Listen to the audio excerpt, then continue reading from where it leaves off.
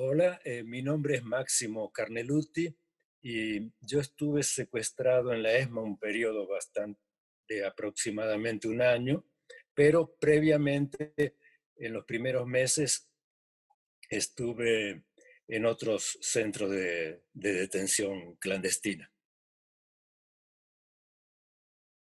Mis primeras experiencias y participaciones en política fueron en Bahía Blanca, la ciudad donde nací. en, explícitamente en la campaña electoral de Cámpora. Y en ese periodo era parte me asocié o sostuve la actividad de la Juventud Peronista de Bahía Blanca en lo que en esa época se llamaba la tendencia revolucionaria del peronismo.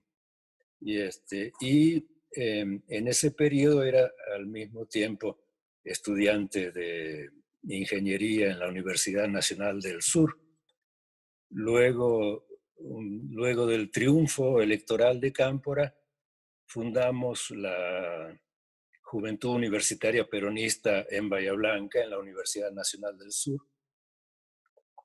Y en ese periodo hubo como una transición interna en este grupo de convergencia peronista de izquierda.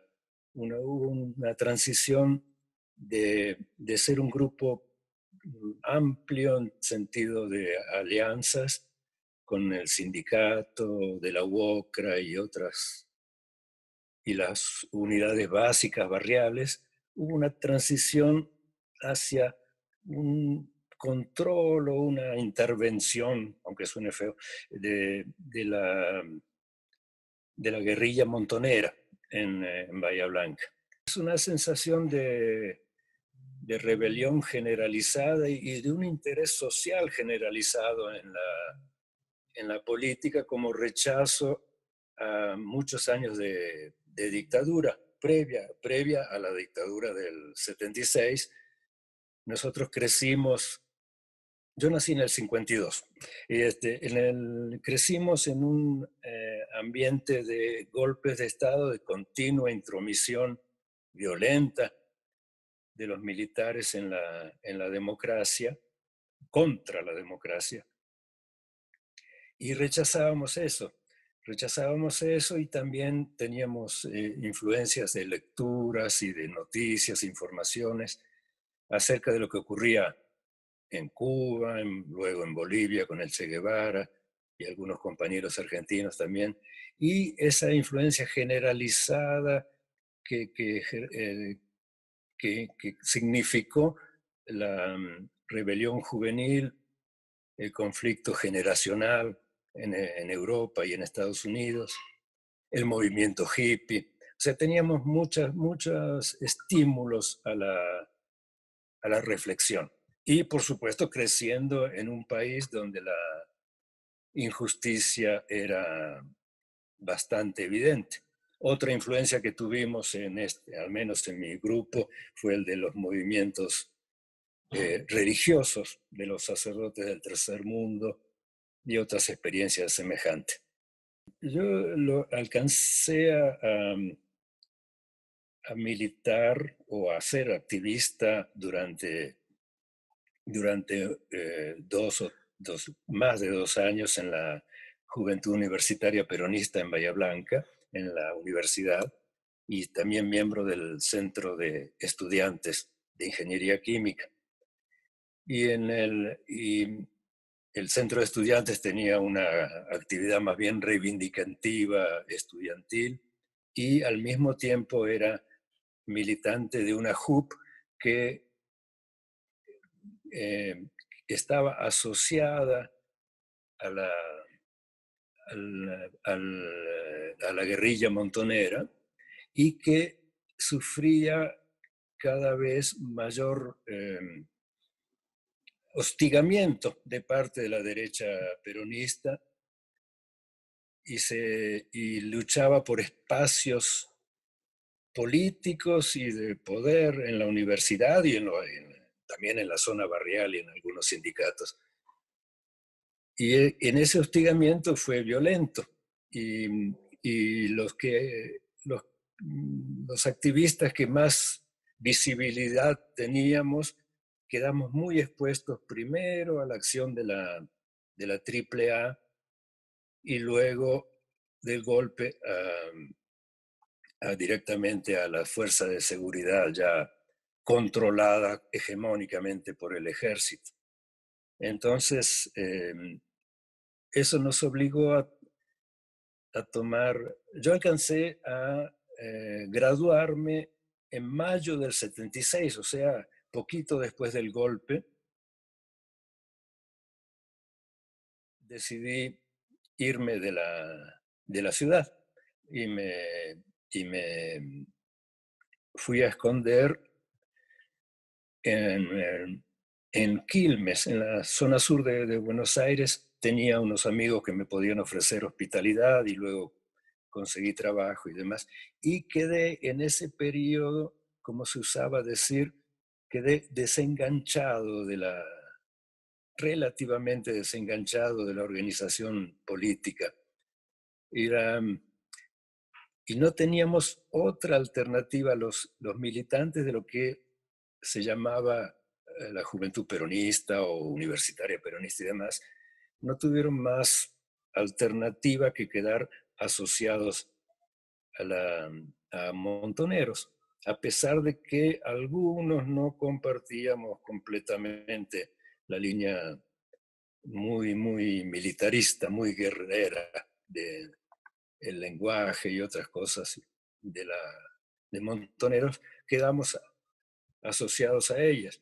En mayo del 77, la, la, un grupo que probablemente sea de la Marina, pero un grupo de secuestradores de La Plata, secuestra a dos amigos míos de Bahía Blanca también, que estaban en La Plata, luego secuestran a mi compañera, y en ese momento yo decido dejar el trabajo, yo escapo a esa, a esa emboscada y decido dejar mi trabajo y me mudo a distintas pensiones de mala muerte en Buenos Aires o alrededores, en Villa Adelina, en Constitución, lugares horrendos.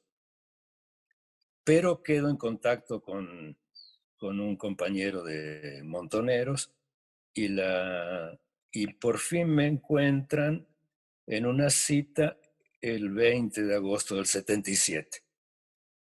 Me secuestran y el grupo que me secuestra es del Servicio de Inteligencia Naval, que tenía fuertes contactos con el grupo del Tigre Acosta, de la ESMA, pero este era de alguna forma paralelo, convergente con, con el grupo de tareas de la ESMA.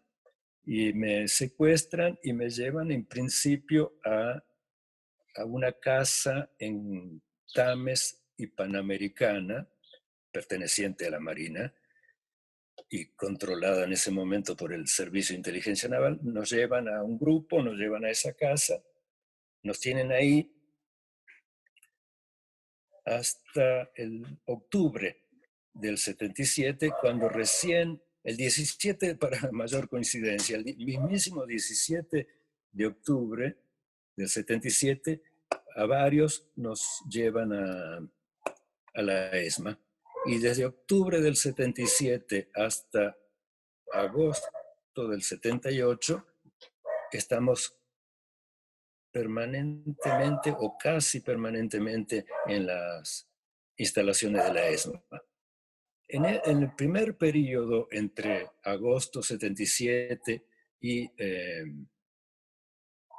octubre 77, me llevan de la Casa del CIN, me llevan durante unos pocos días a la ESMA, y ahí yo creo que estuve tanto en el sótano brevemente como en Capucha, pero no estoy seguro porque estaba muy desorientado. Y, Y estando en esa semana ocurrieron dos cosas que recuerdo muy fuertemente, aunque la memoria a veces traiciona o confunde, pero hay un interrogatorio que me hace un oficial de la ESMA de apodo Pingüino o Mariano,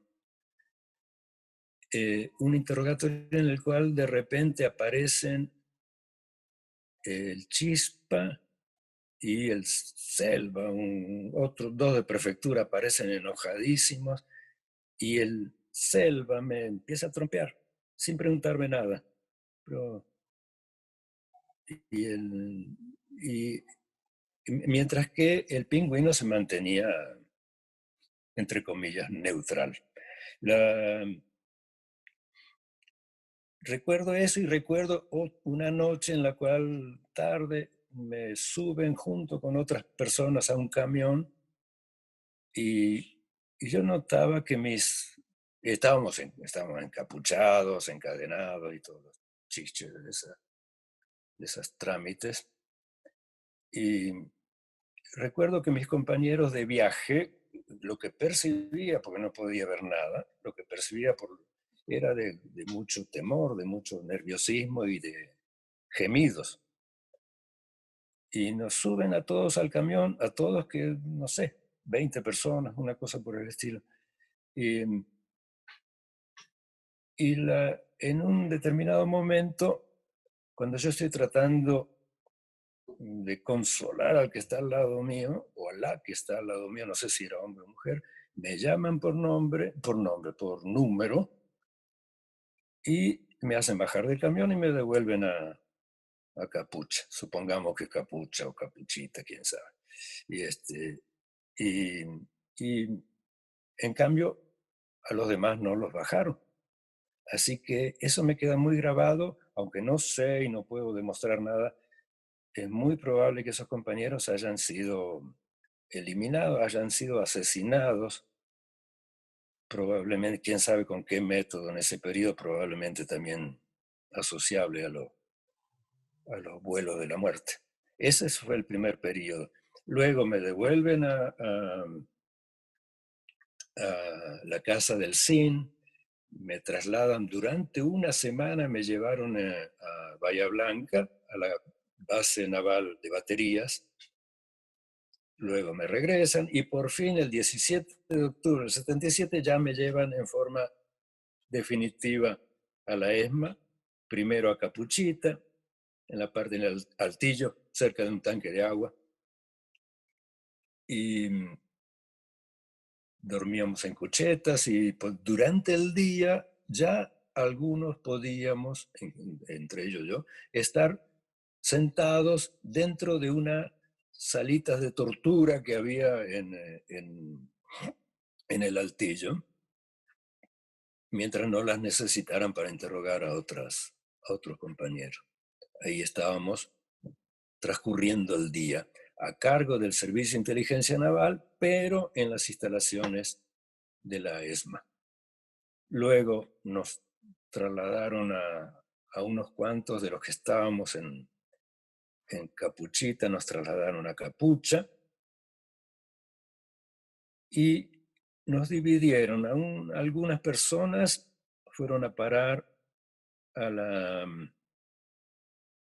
Nos dividieron a los sobrevivientes, porque también trasladaron a varios compañeros. A los sobrevivientes nos dividieron las tareas, los trabajos obligatorios. Algunos fueron a parar al staff en la pecera y a otros nos trasladaron durante el día, durante la noche estábamos en Capucha, pero durante el día en el sótano. Y a mí me encargaron unas tareas de traducción, de unos documentos de Montoneros, tipo, supongamos que era la revista Evita Montonera, y me hacían, ¿no?, lo que estaba escrito ahí. se supone que para contrarrestar la campaña anti-argentina, según el lenguaje de los militares, la campaña anti-argentina que las organizaciones de derechos humanos, filo-guerrilleras según ellos, hacían en Europa, las denuncias de violaciones de derechos humanos.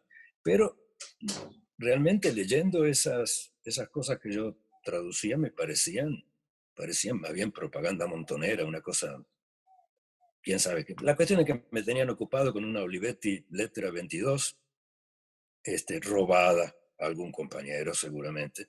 Y ahí escribiendo, traduciendo del argentino al italiano, estaba al ladito de Miriam Lewin que traducía algo al inglés, en la huevera durante el día.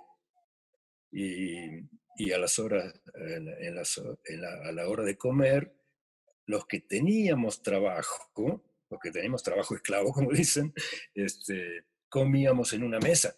Eso ya era un privilegio notable en el contexto general. Comíamos sentados en un banco y con una mesa y con cubiertos. Eso, y nos podíamos bañar cuando queríamos. Esos eran los beneficios que nos ofrecía la, los captores, los secuestradores, ofrecían beneficios a algunas personas que consistían en poder bañarse cuando uno decidía, o consistían en poder comer sentados y con cubiertos, en fin, esas cosas que ellos decían que eran conquistas, que nosotros íbamos conquistando, nos lavaban la cabeza de una forma insoportable, ¿no? Había un mecanismo, ¿no?, de quebrar a personas secuestradas, que en realidad de alguna forma ya nos veníamos quebrando desde antes durante los periodos de llamada clandestinidad, realmente con noticias terribles de secuestros y matanzas. Ya nuestra confianza en una victoria estaba bastante desgastada. Había, sí, muchos aspectos difíciles de manejar. Una primerísima obsesión que me apareció fue: no tendría que haber ido a la cita. Y qué gracioso, ¿no? No, pero digo, si no iba a la cita, ¿qué pasaba? Entonces volvía para atrás, volvía para atrás, volvía para atrás, y volvía tan para atrás que prácticamente no tendría que haber nacido para no caer en cana. Y esa era una especie de pesadilla despierto. Otra pesadilla era el temor al dolor. En cambio, una obsesión que de alguna forma me reconstruía algo, poquito, era la de ser testigo de algo que, si yo salía vivo de ahí, tenía que dar a conocer a la sociedad. Claro, esto se empezó a hacer un poquito más material cuando empecé a percibir, a tener la hipótesis de que iba a salir vivo, ¿no? Al principio no tenía mucha esperanza de salir vivo de ahí, pero luego, pasando el tiempo y asociado a estas conquistas con las cuales nos querían lavar la cabeza, empecé a imaginarme que sí iba a salir vivo. Y llegó un momento que hasta lo empezaron a prometer. El capitán Abdala, Luis de Imperio, empezó a prometernos efectivamente que nos iban a soltar porque éramos recuperables para la sociedad. Que nos consideraba catalogables como personas que podían recuperar, que podían ser recuperadas para una sociedad según la concebían ellos. Nosotros logramos comunicar entre varios, con algunos directamente. Yo podía hablar con la cara descubierta en ocasiones desde el principio, con algunos compañeros, sobre todo los que habían sido secuestrados en mi misma camada. Y, y además hacíamos, individualmente conseguíamos comunicarnos con algunos de los compañeros que en cambio no tenían ninguno de estas prebendas, de estas concesiones, con los compañeros que caían nuevos o con alguien que estaba condenado a permanecer siempre en su cucheta. Lográbamos comunicar con ellos, a veces hablábamos de cualquier tontería y a veces hablábamos de las razones o de la forma en que habíamos ido cayendo cada uno de nosotros. Durante el Mundial de Fútbol estaba ya en este periodo que comentaba, en el cual bajábamos frecuentemente o casi todos los días bajábamos al sótano. Y en un determinado momento nos trajeron un televisorcito para ver la, los partidos de fútbol, los partidos de fútbol del Mundial. Y por alguna razón, cuando por fin hubo el último partido de fútbol con Holanda, creo, después cuando ganó el Mundial la selección argentina, nos sacaron a dar un paseo en dos autos. Nos sacaron un oficial en cada auto y el resto amontonado como sardinas, 5 o 6 presos. Nos sacaron a mirar la multitud que festejaba el triunfo. Ellos lo vivieron como un hecho de reivindicación de triunfo propio también. O sea, no como un triunfo, como algo que legitimaba, daba legitimidad a su presencia en el gobierno y a su acción represiva. Lo vivieron como un logro de la dictadura, este triunfo futbolístico. Una situación bastante, por un lado, sí, bizarra, kafkiana, de recibir ciertos beneficios, esas concesiones más bien, ¿no? De gente que eh, nos podían decidir sobre nuestra vida, nuestra muerte con mucha facilidad.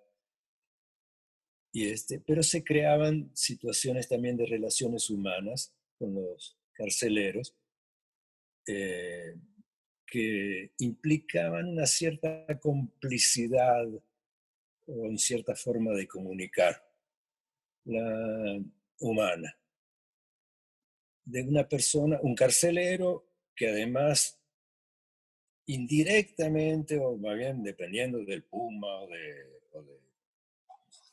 o del jefe de servicio de inteligencia, podían decidir por nuestra vida o nuestra muerte en cualquier momento, o podían decidir volver a torturarnos, lo cual era casi más temido que la muerte. Y era una relación confusa, pero había una parte de claridad. Los que nos subíamos a los autos a, a ver el festejo de las masas por el fútbol, éramos todos ya considerados en la categoría de recuperables, según el criterio de ellos. Ya éramos considerados probablemente recuperables para la sociedad. Entonces, era una concesión más, así como el derecho a comer sentados en una mesa, también ver un partido de televisión, también festejar junto a ellos una, una victoria futbolística. Todo eso era parte del nuevo pacto que se iba haciendo, según el cual había alguna esperanza de sobrevida para nosotros. Y nosotros estábamos, bueno, de mi parte y de parte de algunos otros compañeros que hemos sobrevivido, mucho, ya teníamos conciencia de que estábamos simulando. De otros no estaba tan seguro yo, pero no porque sospechara particularmente, sino porque no tenía comunicación, porque es un ambiente también era un ambiente también sembrado por las sospechas recíprocas, porque todos estábamos ahí, ninguno de nosotros había entregado de motu propio.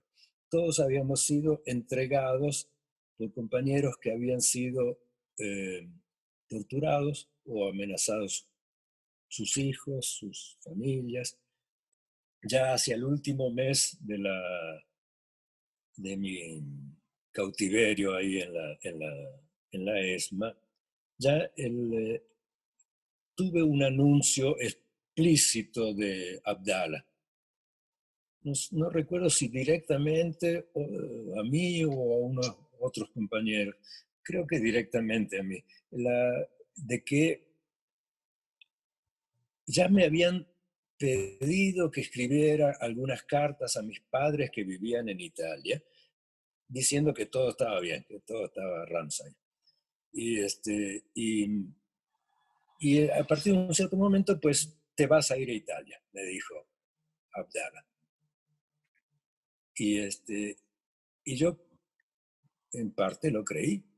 Y entonces le dije que sí, que prefería ir a Italia y me dio a entender que no dependía de mis preferencias. Eso. Y decidió llevar, decidieron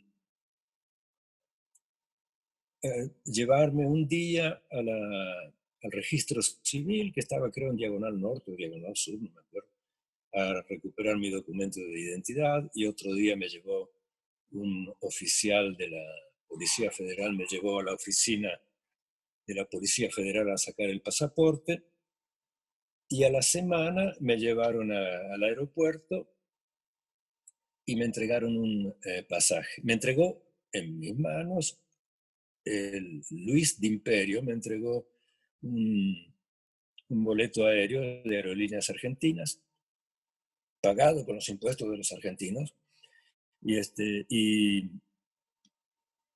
y llevó a su esposa, este capitán, llegó a despedirme, como si yo fuera el sobrino o el hermano, no sé qué. Llegó a su esposa y me presentó a su esposa, que pobre no debió haber entendido nada. Bueno, no sé, no sé qué entendió, pero se la veía un poquito asustada. Me presenta a su esposa, mucho gusto, encantado, Máximo se va a Italia. Una cosa realmente, sí, realmente, como dicen otros compañeros, una cosa realmente bizarra, como si fuéramos amigos o parientes. Y llevó a otros 4 prisioneros a despedirme, ¿no? Y así a los compañeros les quedó claro de que eso de la liberación era algo creíble. Y de ahí viajé en avión, no me acuerdo si con escalas o sin escalas, a Roma. Y yo me acuerdo que todo el tiempo tuve la fantasía de que el avión no iba a arrancar y que era toda una trampa. Estaba tan obsesionado y tenía la cabeza tan desorientada que creía que todo eso era un montaje para mis ojos, no, que era todo mentira. Y hasta cuando hasta cuando había despegado el avión todavía seguía pensando, los sentía tan poderosos a estos cabrones que pensaba, en algún momento le dan la orden al avión y nos llevan a todos de nuevo a Buenos Aires y me hacen picadillo. Porque, claro, evidentemente yo tenía cola de paja con ellos porque yo sabía que había simulado, yo sabía que iba a denunciar. Entonces tenía miedo que se fuera toda la mierda. Recuperé rápidamente contacto eh, con exilados en Roma, sobre todo porque yo había percibido que, que estaban obligando a un secuestrado en los últimos tiempos de mi cautiverio. Había un secuestrado que estaba siendo obligado a llamar por teléfono periódicamente a un compañero exilado que estaba en España. Lo estaban obligando a llamarlo diciendo que, fingiendo también, al revés, pero fingiendo que estaba libre y preparándole una trampa a este compañero que probablemente pensaba regresar a la Argentina, no sé si con la contraofensiva o un poco antes. Un compañero importante, que ahora lamentablemente no puedo recordar el apellido. La cuestión es que yo, una misión que me puse inmediatamente, ni bien llegué a Italia, fue tratar de hacerle llegar el alerta a este compañero que no cayera en la trampa. Y fundamentalmente porque me daba horror la idea de que otra persona más pasara por el secuestro y la tortura. O sea, no tenía muy claro naturalmente cuál era la postura política o más bien la línea política de Montonero, pero yo no me podía imaginar una persona más, un nuevo secuestrado, siguiendo todos los trámites de la tortura y demás.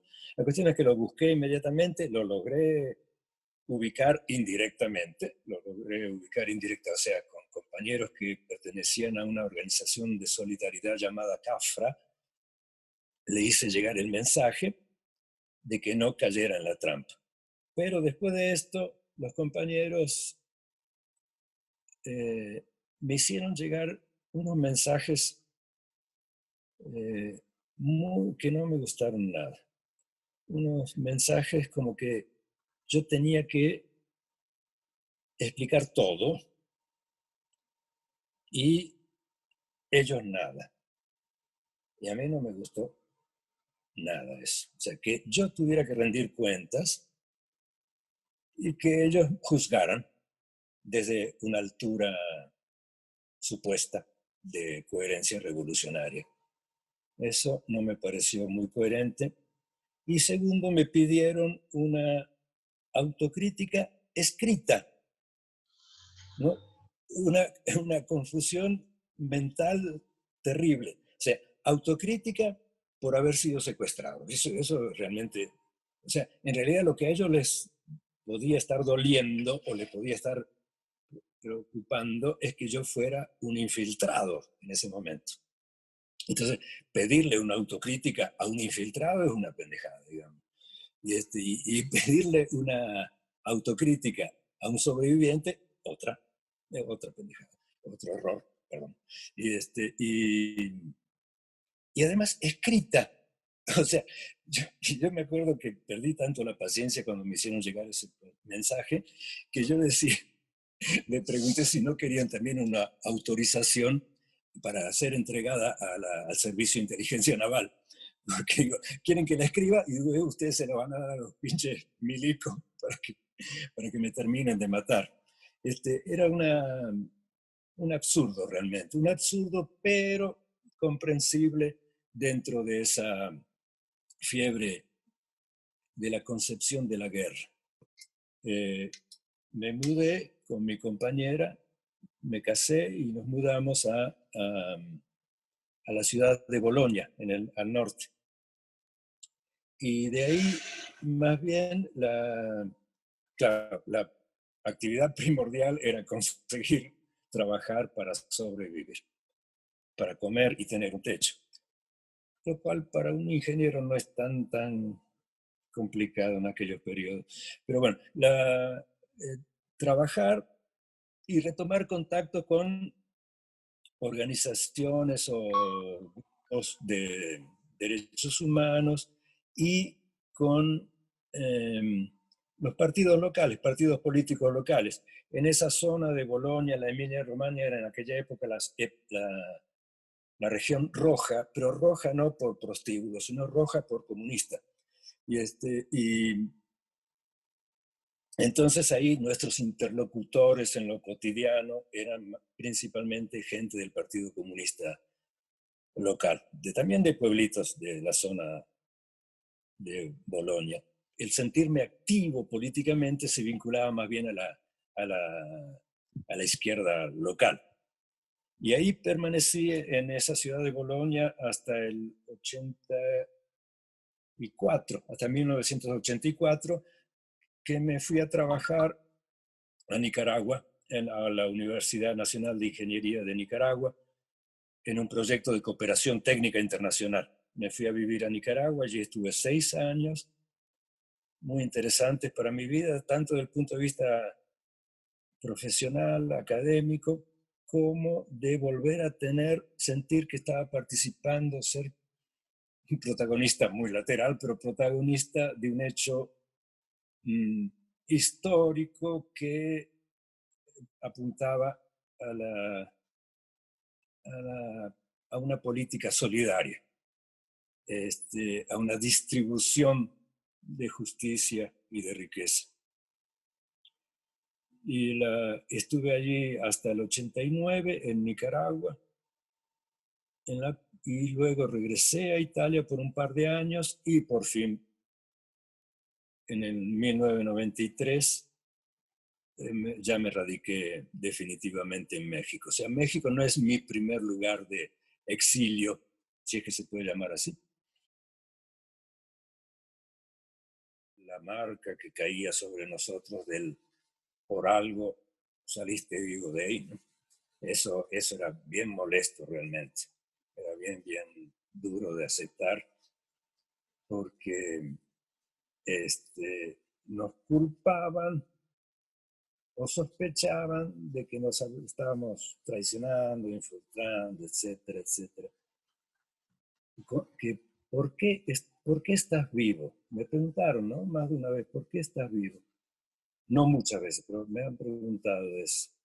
Pues hay una respuesta que es muy simple, ¿no? Que es, yo estoy vivo porque no me mataron, y porque no me pisó un tren, posteriormente también. Pero también esa pregunta me la hacía personas de mi edad, personas que también habían visto la dictadura, habían vivido la dictadura y eran también de alguna forma, tal vez indirecta, víctimas de la dictadura. Y nunca se me ocurrió a mí preguntarles, lamento haberme perdido la ocasión, de preguntarle a ellos por qué estaban vivos. O sea, hay personas de mi edad que estuvieron toda la dictadura en Argentina, que están vivas también, ¿no? Están vivas y nadie les pregunta por qué están vivos.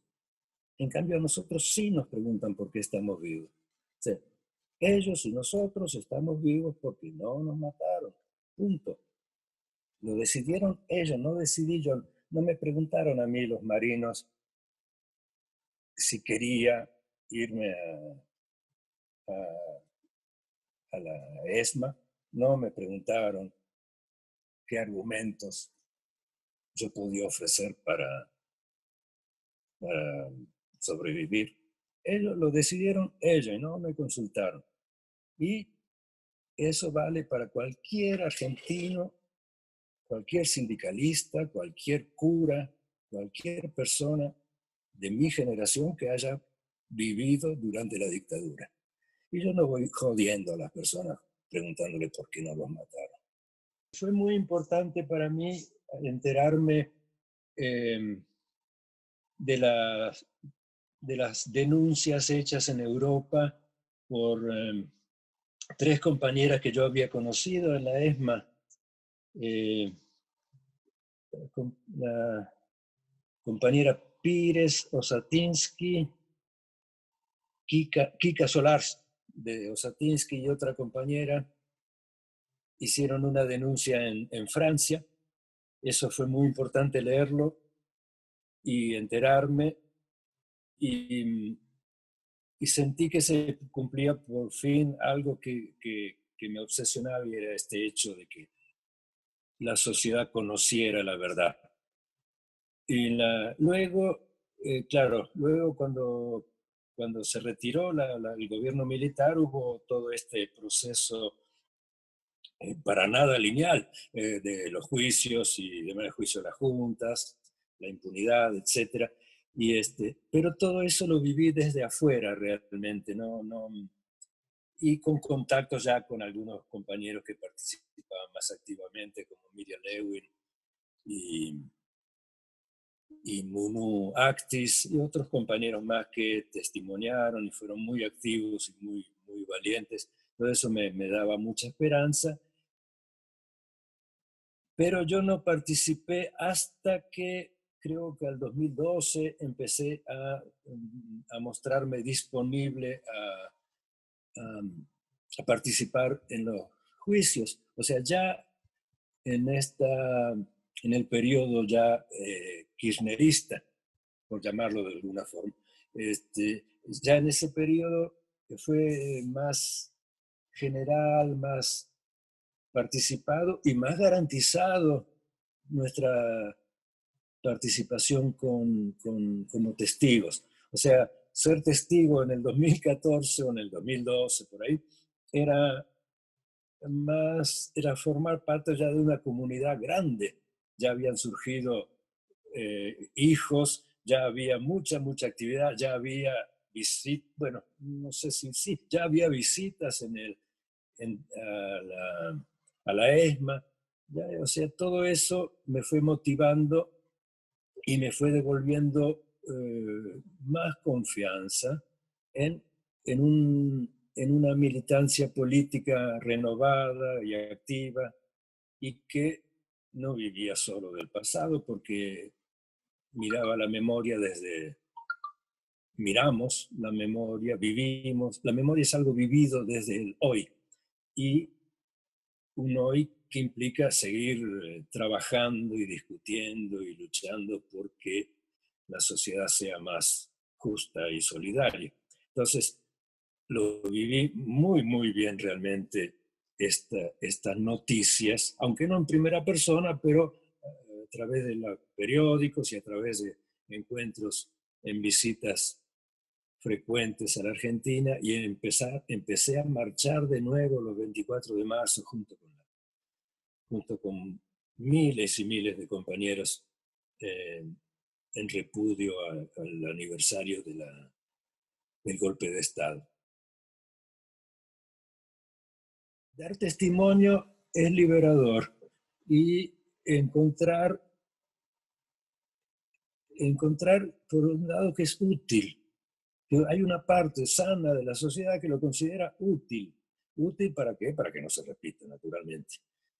Eh, y, y es, digamos, sí, es romper algo, sí, porque es romper algo interior también, porque da un poco o me dio a mí, un poco de miedo, de nerviosismo, y, y el juicio tiene una cosa muy particular, que de repente uno está solo hablando y está observado por una variedad grande de personas.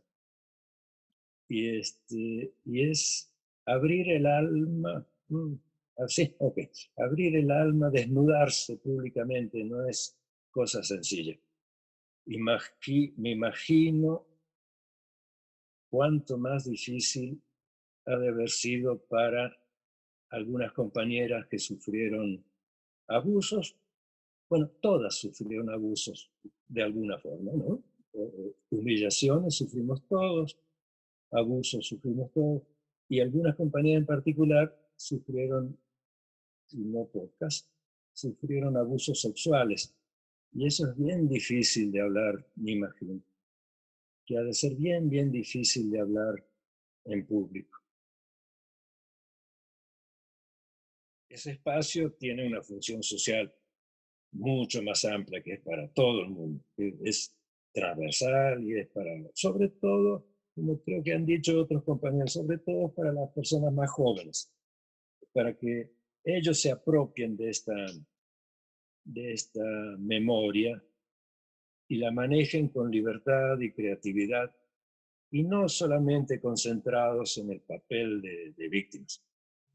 Nuestro papel de víctimas, que sí lo somos, pero la memoria es algo que es más vivo, más amplio.